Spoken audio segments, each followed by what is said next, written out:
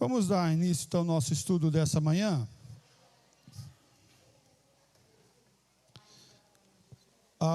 Nessa manhã, nós vamos estar estudando sobre a missão da igreja. A missão da igreja.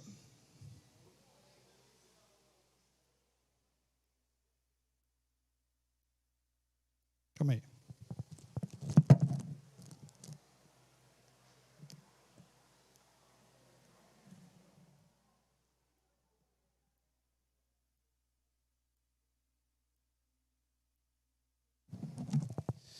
Muito bem. A missão da igreja. Para que a igreja existe e por que ela está aqui? Qual que é a nossa missão como igreja, como povo de Deus? O que isso impacta na nossa vida como estar na igreja aqui e como fazer parte desse ajuntamento que se reúne quase que dominicalmente, quase que todos os domingos. E o que serve a igreja? Porque se nós não sabemos qual é a missão da igreja, perdemos o sentido dela. E aí tem uma máxima na filosofia que fala o seguinte: se você não sabe para onde você quer ir, qualquer caminho serve. Você já andou sem direção, sem rumo na rua? Qualquer rua que você pegar serve, está valendo. E algumas vezes, quando nós estávamos lá no Amazonas, a gente pegava a bis, nós tínhamos uma bizinha, pegava a Denise, colocava as coisas dentro do baú da bizinha, um pedaço de carne, um pouco de carvão, um facãozinho, um refrigerante, e a gente saía lá para ir para o rio. Na segunda-feira, de folga do pastor, e a gente ia. Mas qual rio que nós vamos? Não sei, vamos pegar tal estrada e vamos achar um rio em Igarapé e vamos fazer um churrasco na beira do riozinho lá. E ok, a gente ia, meio que sem direção. Pegava uma estrada e ia. Qualquer estrada que a gente queria, a gente com certeza em algum momento a gente ia passar por algum Igarapé, algum riozinho, e lá a gente parava, tomava um banho no rio, acendia o fogo, fazia um churrasco, e daqui a pouco a gente voltava. Mas, algumas vezes a gente queria ir para algum específico. E para ir para algum específico, você tem que pegar uma estrada específica. Ou pelo menos naquela mesma direção, sabendo que pode chegar no lugar que você quer, no destino que você quer. Isso também, se nós aplicarmos para a nossa vida, no contexto de vida no geral, se você não sabe qual a profissão que você quer ter, você vai fazer um monte de curso, um monte de cursos que não vão chegar no lugar nenhum. Você começa, eu já vi pessoas que começaram, por exemplo, curso de técnico de computador, de computação. Aí fez um ano, aí desiste. Daqui a pouco vai fazer um curso de pedagogia. Aí faz um ano, desiste. Aí daqui a pouco vai fazer um curso de matemática. Já vi gente assim, conheço pessoas assim. Tudo a ver, né? Tudo curso paralelo, assim, né? Só que não, né?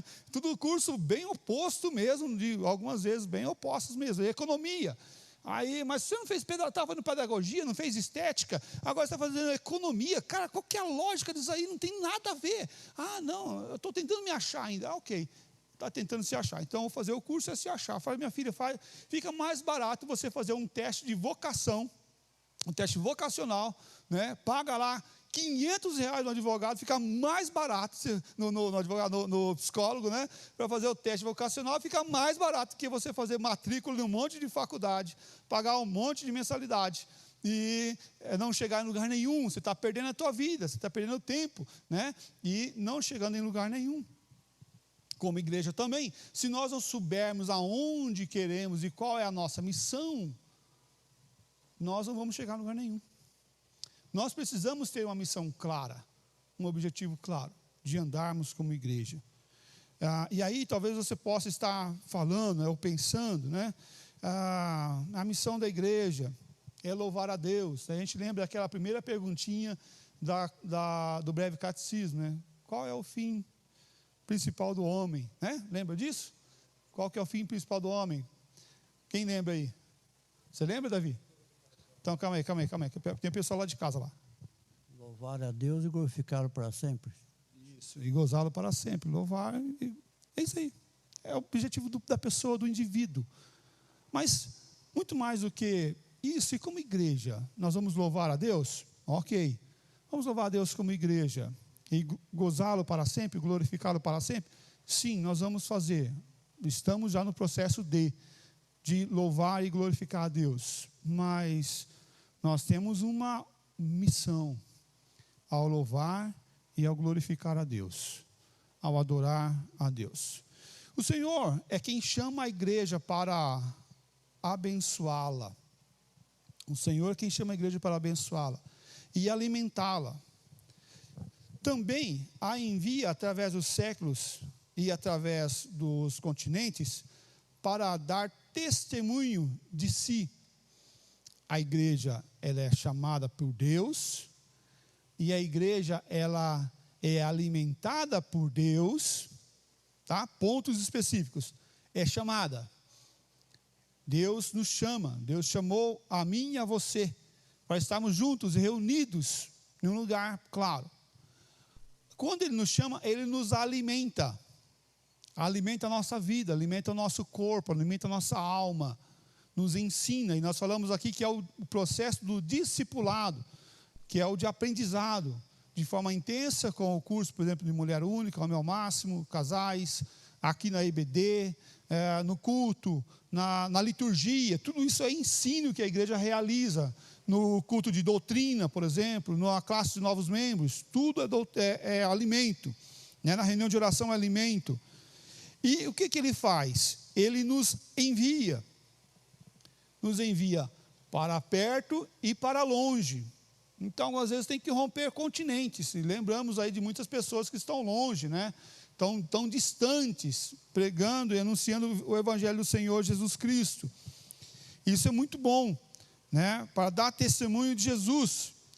E isso faz parte desse processo. Mas a missão da igreja, é importante ressaltarmos que foi dito que a missão da igreja era levar adiante a obra de Deus estava fazendo no mundo. Isso é a libertação dos oprimidos.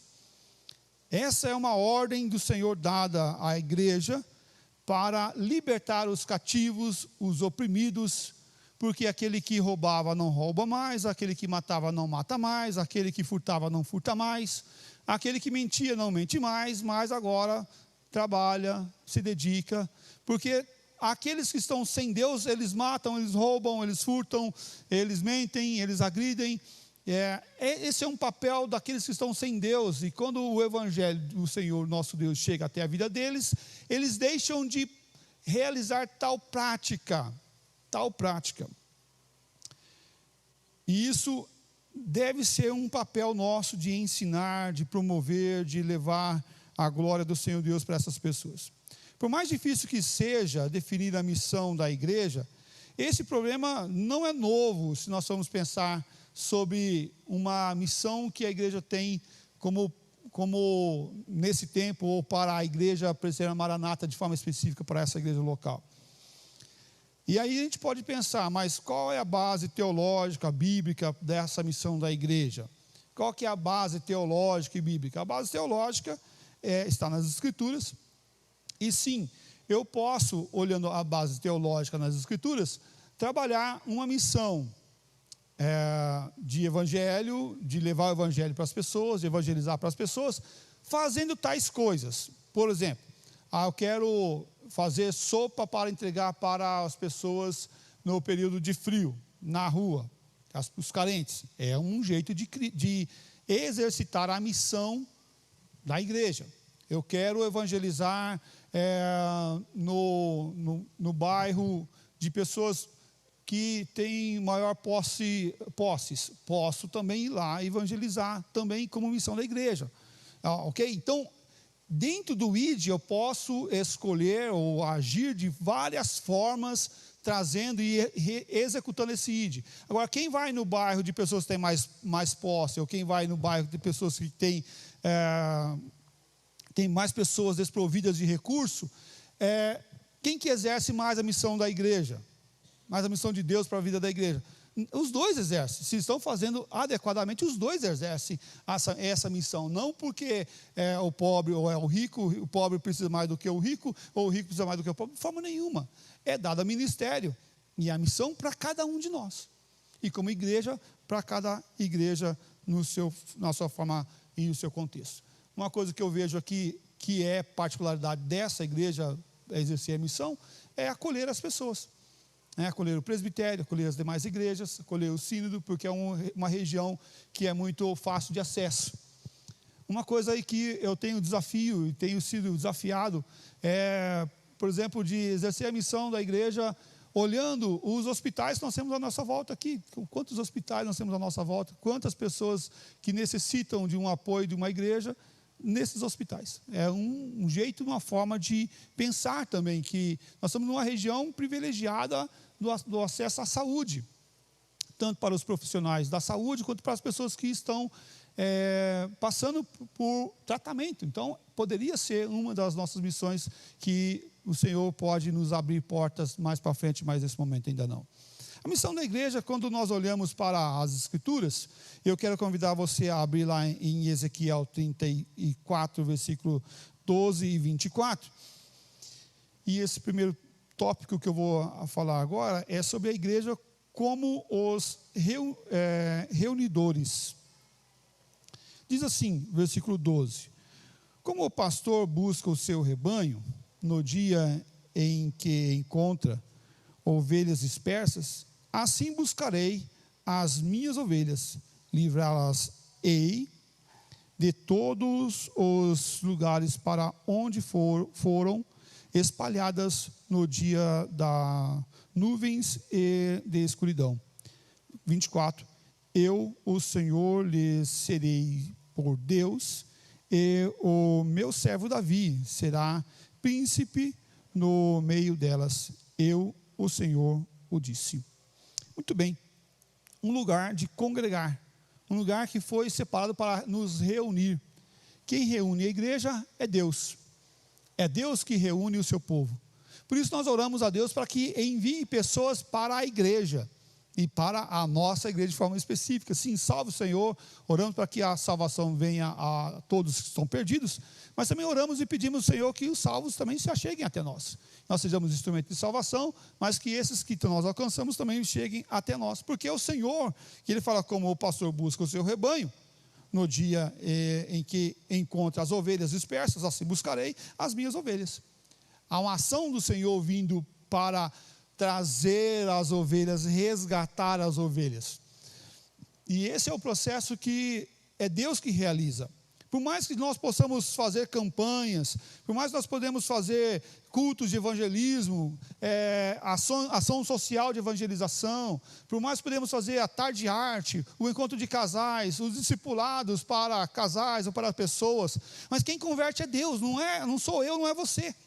Nós não temos esse poder de converter o coração da pessoa. Se fosse assim, era mais fácil, não era? Era muito mais fácil, a gente chegava assim, seja convertido agora em nome de Jesus, e pum, mudava a pessoa e transformava ela saía um crente exímio, né? Pronto, transformado, nasceu de novo. Não é assim, é Deus que faz. E algumas vezes Ele faz ao decorrer do tempo, no tempo. Algumas vezes é assim, algumas vezes parece que é de pouquinho, né? De pouquinho em pouquinho, a pessoa vai vindo de pouquinho em pouquinho, quando vê ela está no reino de Deus. E algumas vezes é dessa forma. O processo vai acontecendo. O texto nós vemos fala que as ovelhas dispersas seriam agregadas, seriam reunidas. Como Israel estava disperso, tinha sido espalhado sobre a terra. E ainda mais, outras ovelhas ainda iriam ser chamadas para esse rebanho, para essa caminhada.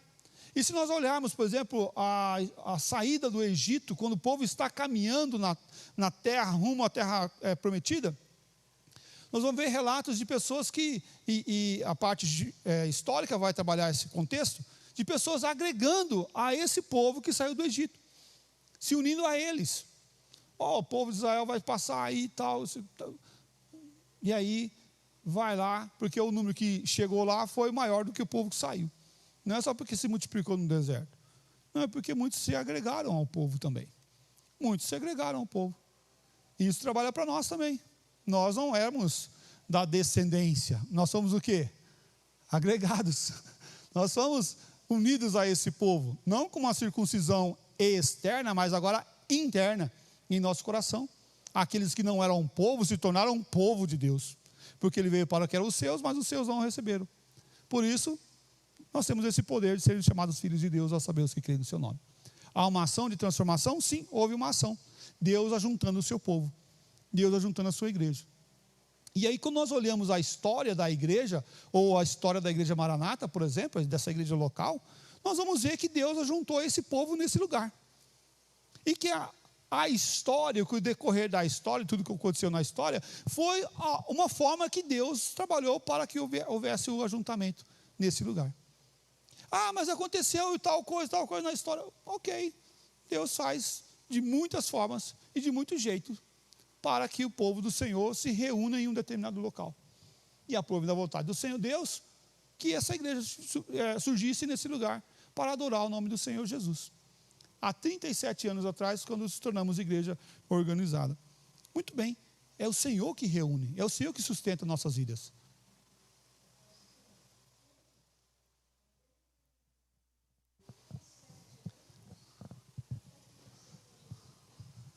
Há 37 anos orou pelo marido.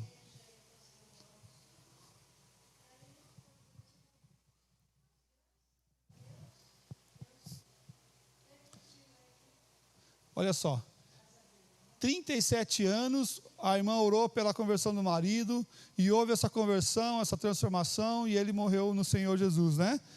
Pena que ele morreu, mas graças a Deus, porque ele morreu com o Senhor Jesus, né? Se for morrer, que morra com o Senhor Jesus, que é bênção do Senhor para a vida dele, né? Graças a Deus. Isso a morte não é algo que a gente gosta, né? A gente se deparar com a morte de alguém que nós amamos, próximo de nós. Mas graças a Deus, porque ele tinha Jesus na sua vida. E hoje ele está na vida e não na morte, né? 3 anos de idade, dona Elza. Bênção. Uhum. Sim. Olha, é uma caminhada boa, hein? Ir a pé para a igreja, antigamente o pessoal não tinha carro, mas ia para a igreja, né?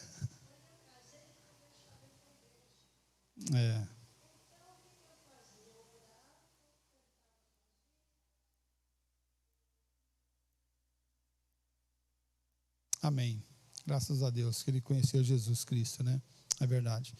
Então, se você tem alguém aí na tua casa, na tua família, parente, que não conhece o Senhor Jesus, ore pela conversão dele, né? Leve uma biblinha para ele, uns versículos bíblicos, e ore para que Deus use a palavra e use pessoas para a conversão das pessoas, porque Deus assim converte as pessoas. João 10, versículo de 11 a 30, fala assim: eu sou o bom pastor dá a vida pelas ovelhas. O mercenário que não é pastor, a quem não pertence às ovelhas, vê vir o lobo, abandona as ovelhas e foge. E então o lobo as arrebata e dispersa. O mercenário foge porque é mercenário. Ele não tem cuidado com as ovelhas. Eu sou bom pastor, conheço as minhas ovelhas, e elas me conhecem a mim. Assim como o Pai me conhece a mim, e eu conheço o Pai, e dou a minha vida pelas ovelhas. Ainda tenho outras ovelhas, não dê esse aprisco. A mim me convém conduzi-las, elas ouvirão a minha voz, então haverá um rebanho e um pastor. De quem que ele está falando nesse versículo aqui? Da gente. De nós. De nós. Ele estava lá antes falando daqueles que estavam naquele momento, agora desses que vão vir, que somos nós. Por isso o Pai me ama, porque dou a minha vida para as reunir. Ninguém a tira de mim, pelo contrário, eu espontaneamente a dou. tenho autoridade para entregar e também para reavê-la. Esse mandato recebi do meu Pai. Do que ele está falando? Da morte dele na cruz, e que ele iria morrer e que ele iria ressuscitar para nos salvar. Ninguém tira a vida de Jesus, mas ele que se entregou de forma voluntária para nos salvar. E ele falou: eu tenho poder para, se caso não quisesse morrer, não morrer. Mas eu tenho poder para entregar e para reavê-la, que é o ressuscitar. E aí, versículo 19. Por causa dessas palavras, rompeu nova dissensão entre os judeus. Muitos deles diziam: ele tem demônio e enlouqueceu, porque os ouvis? Outros diziam: este modo de falar não é de endemoniado. Pode, porventura, um demônio abrir os olhos dos cegos? Versículo 22. Celebravam-se em Jerusalém a festa da dedicação. Era Jesus... Era inverno. Jesus passeava no templo, no pontífice de Salomão, rodeando-no, pois os judeus o interpelaram: até quando nos deixarás a mente em suspenso? Ou seja, pensativos, né? Se tu és o Cristo, dize-o francamente. Respondeu-lhe Jesus: vá logo, já vou-lo disse, e não credes. As obras que eu faço em nome de meu Pai testificam a meu respeito. Ou seja, eu não preciso dizer com a minha boca, meus atos falam.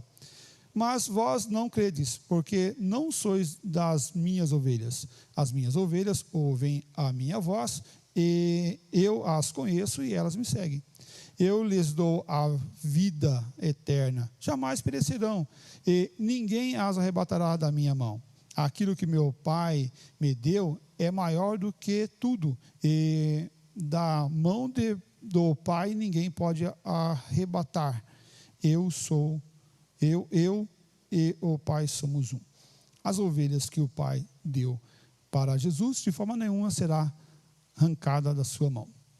Suas ovelhas ouvem a voz do Senhor e o que faz? O segue.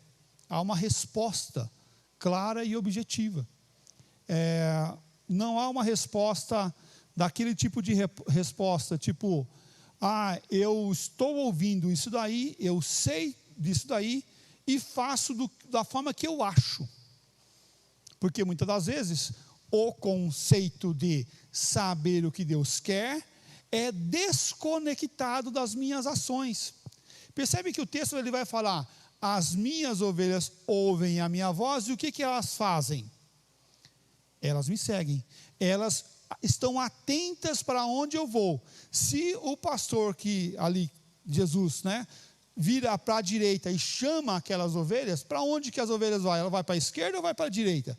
Elas vão para a direita, porque a voz chamou para aquela direção. Então, uma das primícias do povo do Senhor Deus é ouvir e caminhar. Se o chamado do Senhor é para esse lugar, então esse lugar vai ser o lugar do ajuntamento do povo do Senhor, das ovelhas do Senhor, para ouvir a voz do Senhor e seguir. Mas ele está falando ali do pastor, né? O pastor das ovelhas, né? E o pastor das ovelhas dá a vida pelas ovelhas. Ele não está falando aqui do pastor, eu, por exemplo, pastor dessa igreja, mas está falando do Senhor que deu a vida pela igreja, porque eu exerço o pastorado, mas representando a pessoa de Cristo Jesus, no processo de pastoreado, de cuidado. E aí sim, por isso que é reverendo, tem essa reverência ao que ele representa, que é a vontade do Senhor e o cuidado divino. Porque, em primeira instância, eu sou ovelha também. Eu sou ovelha também. Até tem alguns livros que falam: quem cuida de quem cuida? Quem pastoreia quem cuida? Sim, deve ser o Senhor nosso Deus, mas também, em primeira instância, eu sou ovelha. E o processo de ser ovelha, a gente também tem que ser cuidado como ovelha. E aqui não é essa ideia do pastor humano, como a gente coloca, mas é o pastor divino, aquele que é Cristo Jesus que mostrou o caminho, e que agora nós andamos como cristãos seguindo ao Senhor Jesus Cristo. Suas ovelhas ouvem a voz desse supremo pastor, e reconhece esse supremo pastor, e anda junto com ele, para exercer essa obra do Senhor. Então, quando nós observamos que ele é o nosso pastor, olha só o que fala Mateus 26, 31. Então Jesus lhe disse: esta noite todos vós vos escandalizareis comigo, porque está escrito: ferirei o pastor e as ovelhas do rebanho ficarão dispersas. De quem que ele está falando? E qual momento que ele está falando? Está no momento próximo da sua morte, aonde Jesus Cristo ia ser ferido. E o que ia acontecer com os discípulos? Ia ficar todo mundo juntinho, né? Todo mundo animado para a obra do Senhor? Não, pelo contrário. Uns foram pescar de volta, outros foram andar pelo caminho, outros estavam dispersos, desconectados, perdeu a direção. Eles ficariam dispersos. Olha, mas não era Jesus que ia vir reinar nessa terra, não era ele que ia ser o enviado, e assim, e por isso ele fala, muitos irão se escandalizar.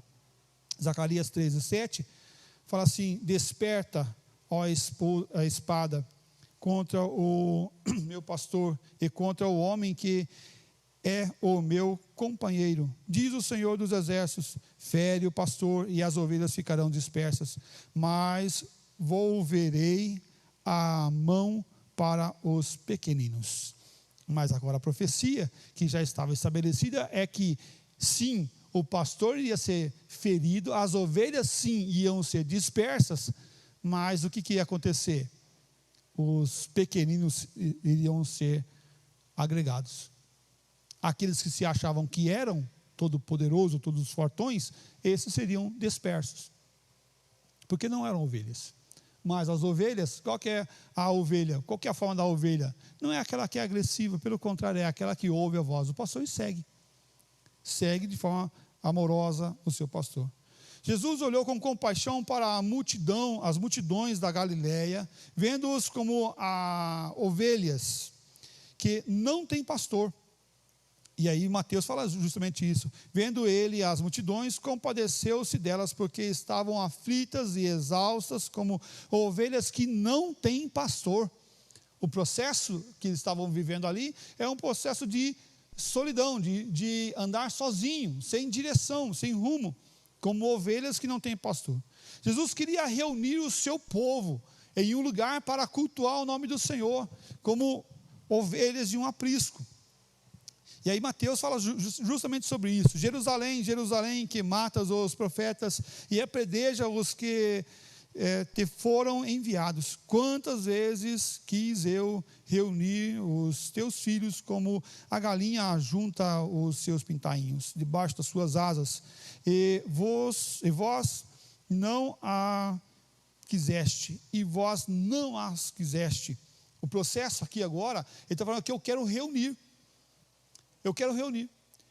Esses dias atrás eu estava observando um vídeo de um influencer, uma pessoa que faz vídeo na internet, e ele fazia justamente por um lado de pessoas cristãs, religiosas, pessoas de igreja. Algumas vezes tirando sarro, algumas vezes falando sobre os tradicionais, falando sobre os pentecostais, e era até engraçado. Era até engraçado algumas vezes, não era pejorativo não, mas era engraçado. E aí fazia tempo que eu não tinha visto nada daquele personagem.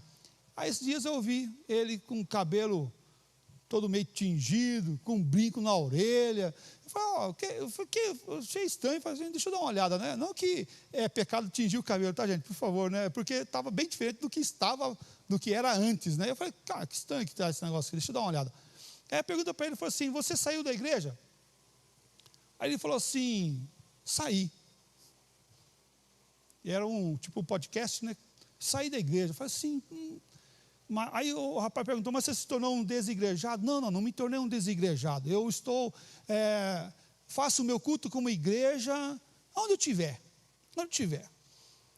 Aí ele falou assim: eu estava numa igreja, um dia, com a minha família, aí o louvor foi meio que desafinado, estava meio não estava tão preparado o louvor nessa igreja esse dia, estava ruim de ouvir, porque ele é músico, ele toca contrabaixo também, e aí, ok, o louvor estava muito ruim, o pessoal tudo desafinado, aí chegou a hora da mensagem, aí a pastora foi pregar, né, e eu já fiquei, pastora pregar, vai dar problema isso, tenho certeza que vai dar problema, né, aí, disse que a pastora estava pregando de forma, assim, bem aleatória, não chamava a atenção da igreja, da plateia, estava tudo bem assim, meio ruim. O filho já estava dormindo no colo da mãe, aí estava lá a mulher meio que no piloto automático, só indo, né? Só indo. Diz que ele olhava para ela assim, e ela estava no piloto automático, só estava ali de corpo, não de mente e de coração. Diz que ele pegou e chamou a família dele e saiu, foram embora da igreja, e aí eles foram para o shopping. Eu falei, para o shopping? E lá fizemos nosso culto no shopping. Meu filho foi para o parquinho, para o playground, brincou no playground à vontade, aí eu encontrei um amigo, fiz uma oferta para esse amigo, sei o quê. Eu falei assim, olha a concepção de ser igreja que essa pessoa está tendo.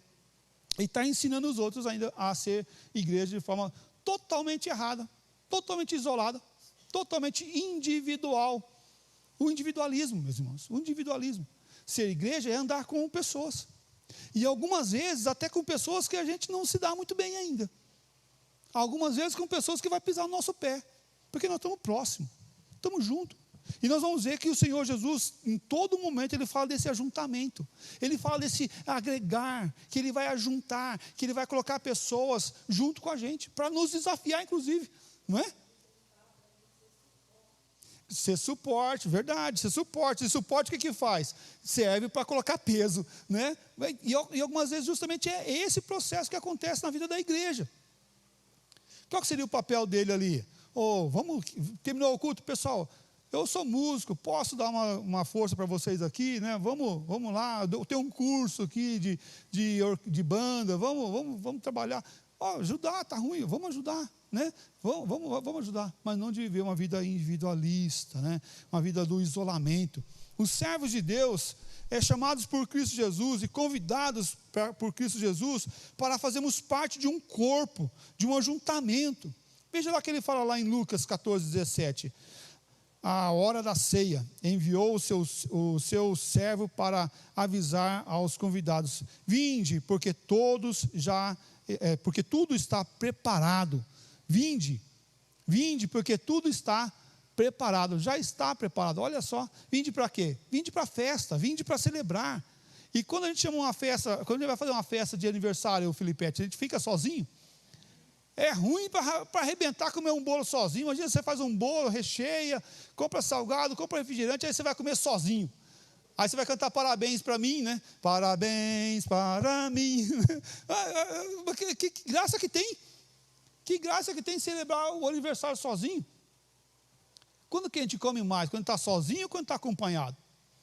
Acompanhado, gente, acompanhado, porque a companhia é algo agradável, enche o nosso coração, a gente até se alimenta mais, dá até mais ânimo de fazer comida, né? Vai fazer comida só para você, o que você faz? Acho que eu vou fritar um ovo aqui, vou colocar no meio do pão, né? Vou fazer um negócio assim mais simples, e pronto, você come qualquer coisa lá. Agora, tem lá a esposa, o marido, o filho, uma visita, alguém que vai almoçar lá, o que tu faz? Aí o negócio já fica bonito, né? Aí o negócio fica bonito, você faz aquela lasanha, você faz aquela carne assada, você faz aquele arrozinho soltinho, você faz aquele docinho, né? Ó, o docinho, faz aquele docinho. Que beleza, gente, que delícia. E aí quando chega a pessoa na tua casa, você gosta que come pouco ou que coma muito? Na minha casa eu gosto que coma bastante. Fala assim, o regime é depois você vai para a academia. Agora aqui né, eu gosto que coma bastante, eu gosto que repita, né? É bom demais isso aí, né, gente? É muito bom. Mas por quê? Porque estamos juntos.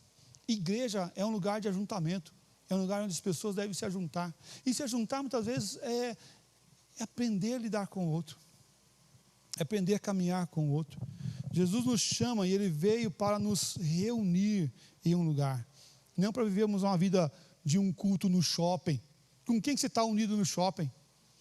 Se você não pagar para o filho entrar no playground, ele não vai não, né? quinzão aí, meia hora lá, e olha lá, independente do shopping, até mais, né? 10 minutos, tanto. Você fala, rapaz, esse culto aí está ficando caro, né? Aí vai para a cantina no final, vai ficar caro. Mas a razão é estarmos juntos, é vivermos um corpo, é sermos uma igreja, um corpo só, um lugar de ajuntamento. Primeira questão é essa daí. E o texto de Hebreus ele vai falar para que nós não deixemos de congregar com as pessoas, deixar de congregar, de estar vivendo numa congregação. E quando a igreja está reunida, ela é a congregação de Deus, ela é esse ajuntamento, é a assembleia do Senhor.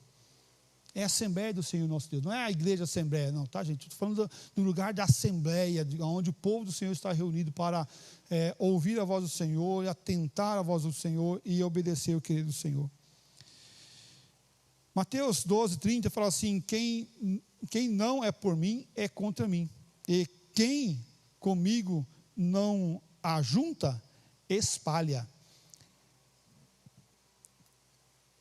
Olha só, quem comigo não ajunta, espalha. O espalhar é contra Deus. O ajuntar é a favor do Senhor Deus. Então, quem não ajunta, espalha. Então, é contra Deus. É contra Cristo. Contra a vontade do Senhor. Porque Ele quer o quê? Ele quer um povo junto. Ah, mas eu posso cultuar a Deus na minha casa. Na tua devocional, sim. Mas você precisa fazer parte de um lugar. Desse lugar do ajuntamento. Sim.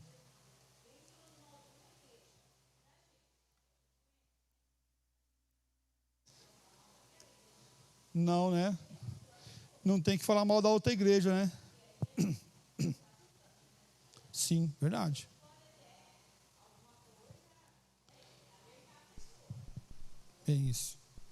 Bem isso mesmo. Nós devemos fazer a parte do ajuntamento, né? Esses dias eu estava conversando com uma família e aí estão meio que decidindo para a caminhada deles, saindo de uma igreja. Aí eu falo, uns falando mal da igreja onde eles estavam, eu falei, não, aqui a gente não vai fazer isso. Aqui a gente não faz isso. Aqui a gente pega a palavra do Senhor, nosso Deus, e não vamos ver isso aqui. É a palavra do Senhor. Então, a igreja lá, XYZ, está lá, e nós vamos ensinar a verdade aqui, a verdade do Senhor aqui, a palavra. E se você quiser estar aqui com a gente, você vai ser bem-vindo, e nós vamos estar junto à palavra do Senhor Deus. E aí você aplica isso daqui conforme você quer, dúvida você pergunta, porque a gente faz o processo de ensinar a verdade. Quando a gente ensina a verdade, o que acontece com a mentira? A mentira aparece, ou some, ou deixa de lado. A pessoa consegue refletir e decidir no coração dela pela palavra do Senhor. Porque ela obedeceu, ela ouviu o quê? A verdade. E a verdade, o que ela faz? Isso. E o que a verdade faz? Ela liberta. A verdade liberta. A mentira escraviza.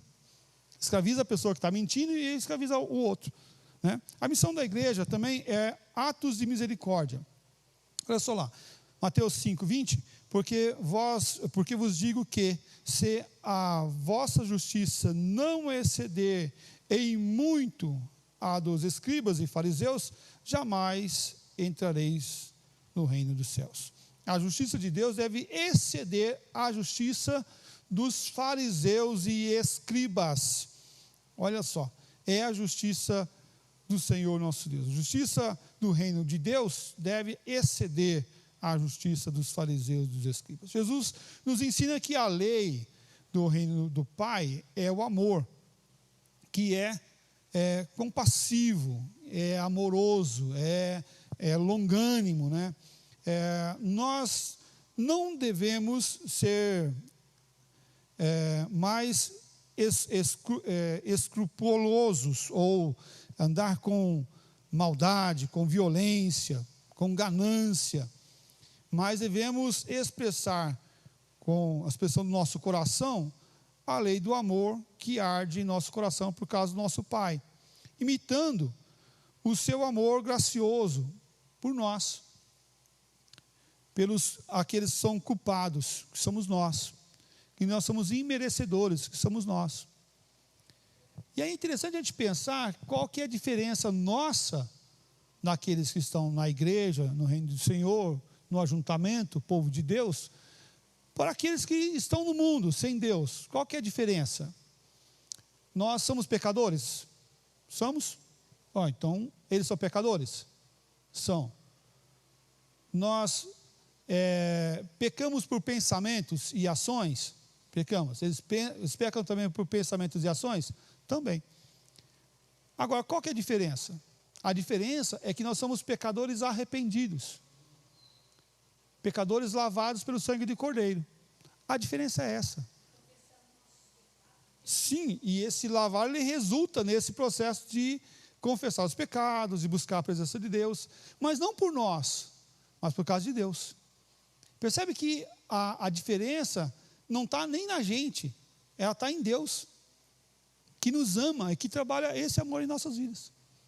Nós somos pecadores arrependidos, e eles são pecadores convictos, vivem no pecado ainda. Isso, e aí a mente de Cristo vai nos moldando a reconhecer o pecado e a clamar a misericórdia, o livramento do Senhor em nossas vidas.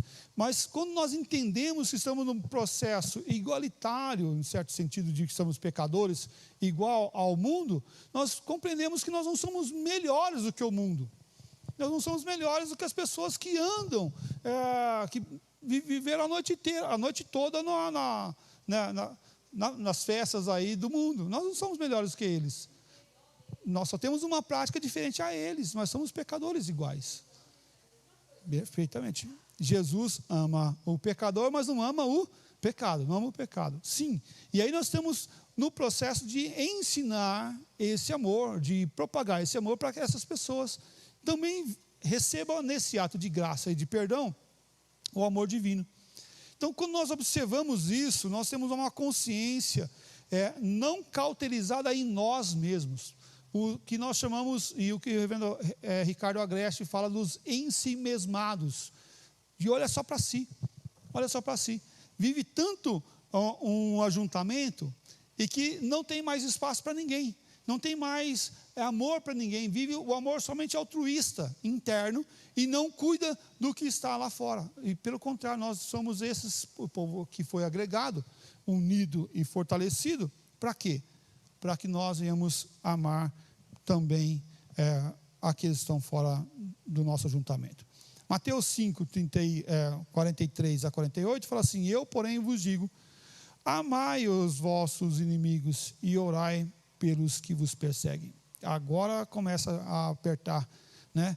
Amar os inimigos e orar por quem nos persegue, para que vos torneis filhos do vosso Pai Celeste, porque Ele fez nascer o seu sol sobre maus e bons, e vir chuvas sobre justos e injustos.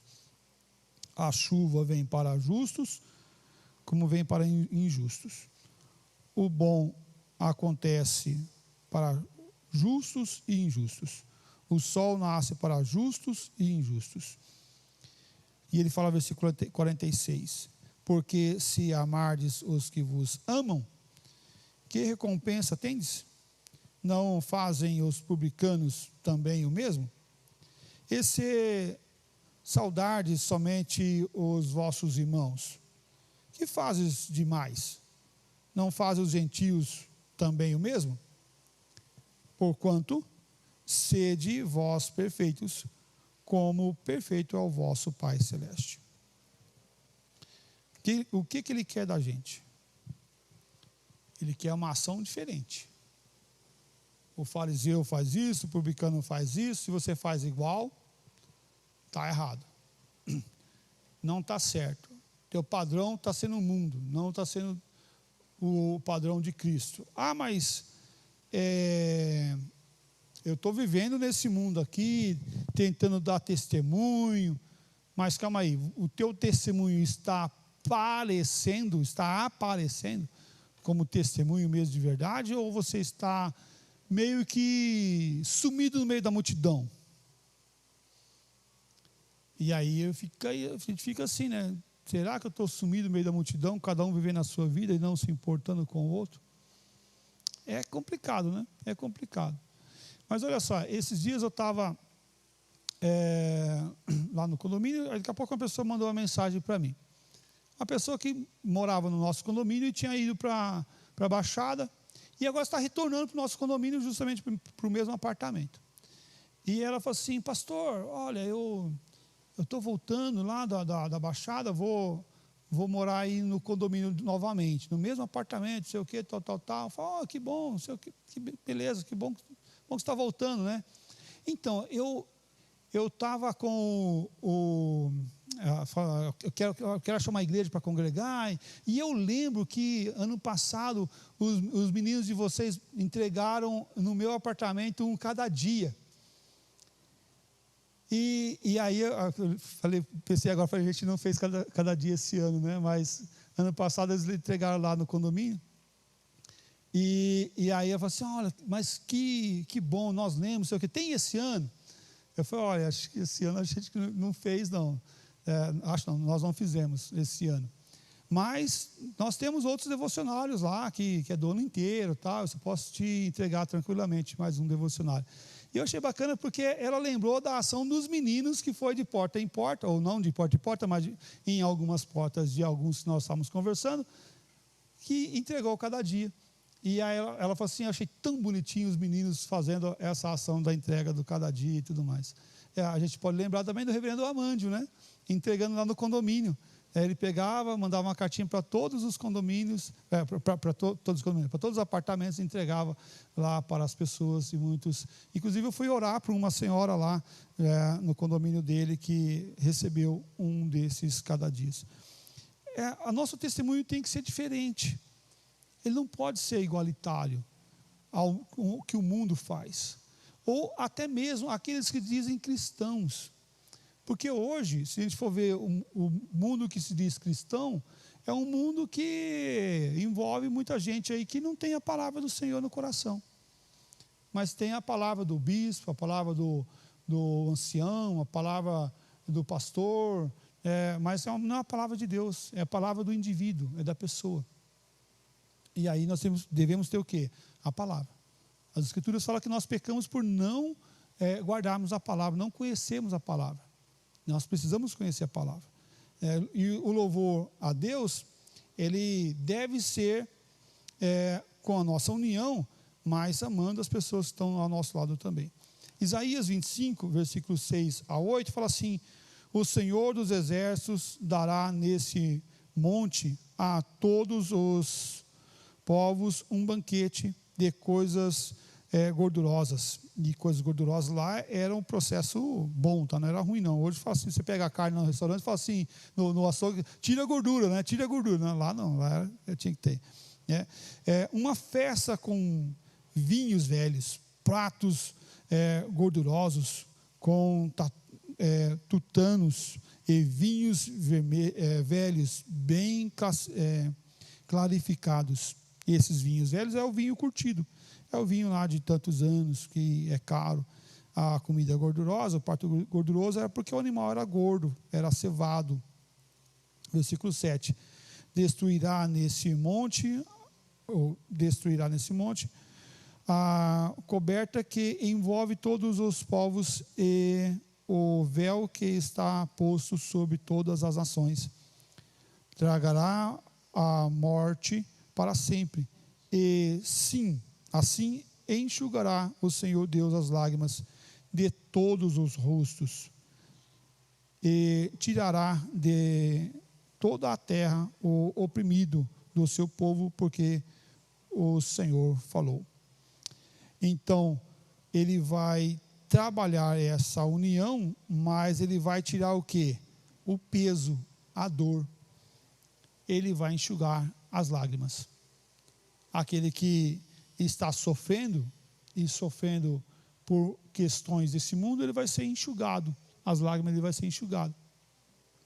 Mas é o processo do já e do ainda não. Nós já estamos no processo de cura da nossa alma, mas esse processo vai ser no final, lá no final, quando o Cristo voltar por completo. Mas por que esperar só lá no final? Nós vamos já agora ser esse agente de transformação, de aliviar o peso do oprimido. aliviar o peso do cansado, aliviar o peso daquele que tem fome, daquele que tem necessidades emocionais, físicas, espirituais, familiares, né? Nós ouvimos o testemunho das nossas irmãs que deram ou falaram da mulher única hoje na entrega dos diplomas para elas. Sim, foi um processo de aliviar a dor, de aliviar o peso, de instruir as pessoas a andar no caminho do Senhor. O Salmos 96 fala assim: anunciar entre as nações a sua glória, entre todos os povos as suas maravilhas. Anunciar. Nós somos aqueles que anunciam, e nós temos o que anunciar. Nós temos o anúncio que Cristo salva, o anúncio que Ele perdoa pecados, que o sangue nos purifica de todo pecado, mas também o anúncio de que Ele quer curar nossa alma, curar o nosso coração, sarar nossas feridas, né, tirar nossos medos, né?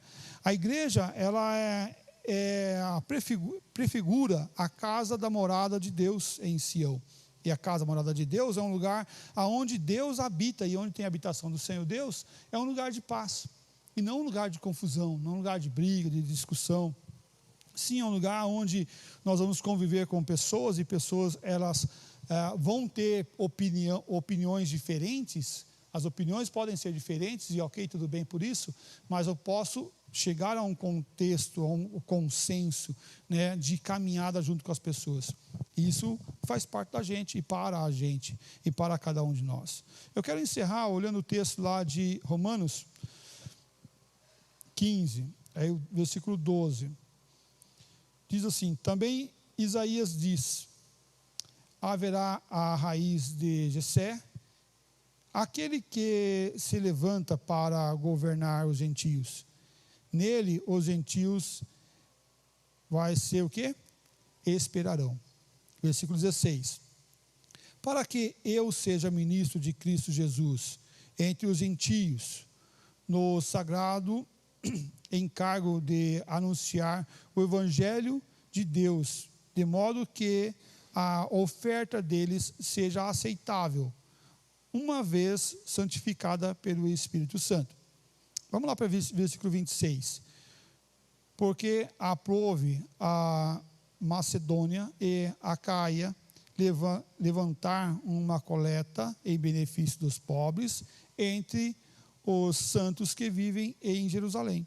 Isso lhes pareceu bem, e mesmo lhes são devedores, porque seus gentios têm sido participantes dos valores espirituais dos judeus, devem também servi-los com bens materiais.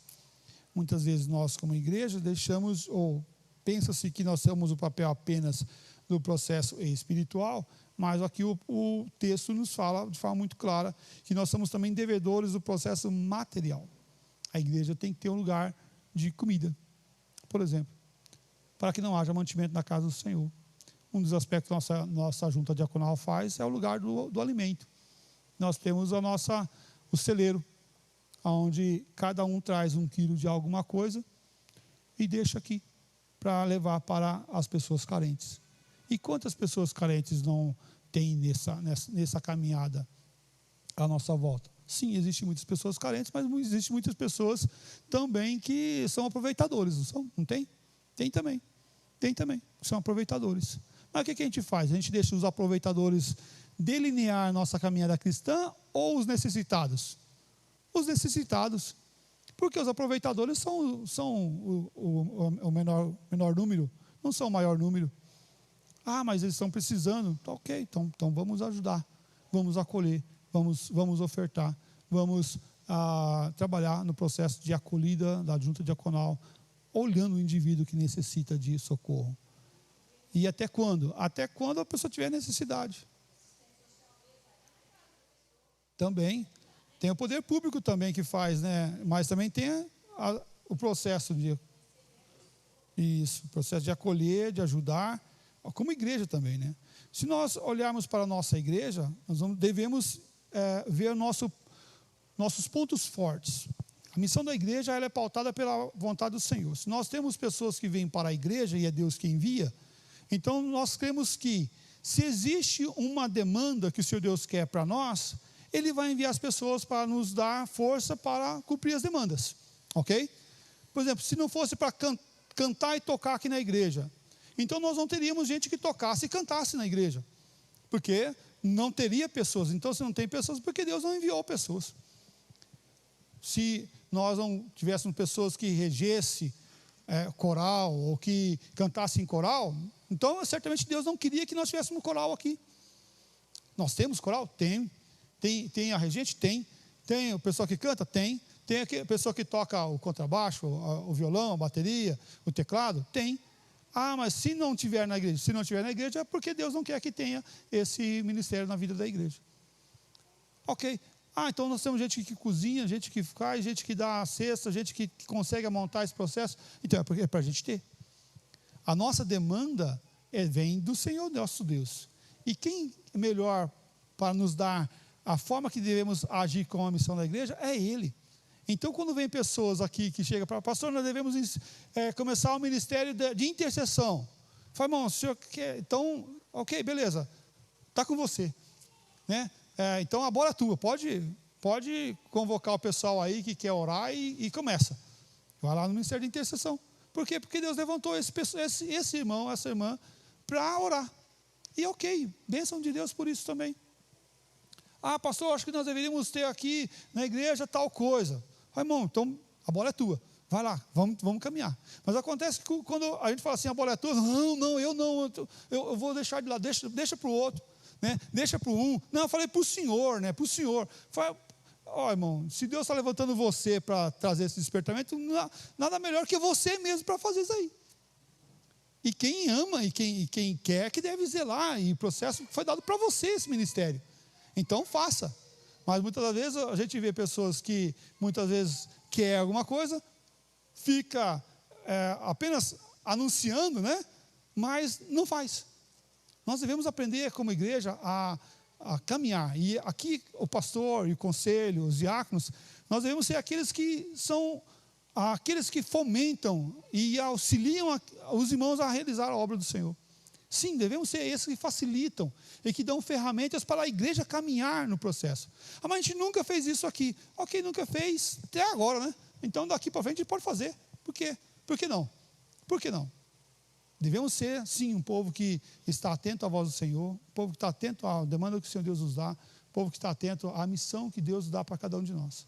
Se Deus lhe deu dons e talentos, é porque Ele quer usar você na casa do Senhor para realizar a missão da casa do Senhor também, como comunidade, como povo do Senhor.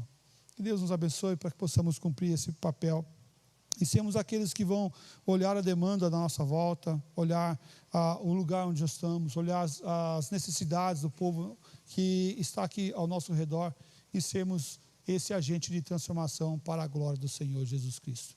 Que Deus nos abençoe nessa missão. Vamos orar? Ó Pai, nós louvamos ao Senhor porque o Senhor nos dá o Teu amor, a Tua graça. Agradecemos, ó Deus, pela missão que o Senhor deu à Igreja Presbiteriana Maranata e a missão que o Senhor deu para cada um de nós aqui de forma individual. Agradecemos ao Pai porque o Senhor tem enviado pessoas e suprido, Pai, as necessidades desses para que esses possam andar no Senhor e ser fortalecidos na força do Seu poder.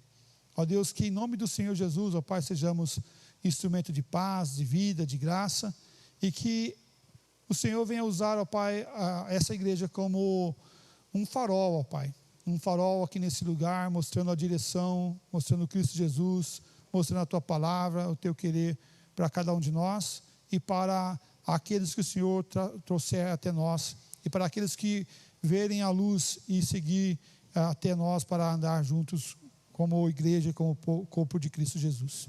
Tem misericórdia, Pai, de nós, e que sejamos, ó Pai, aqueles que, sim, aprendem no passado, olham para o passado, aprendem, mas também que olham para o futuro, para o presente, e aprenda a olhar também as nossas demandas de hoje.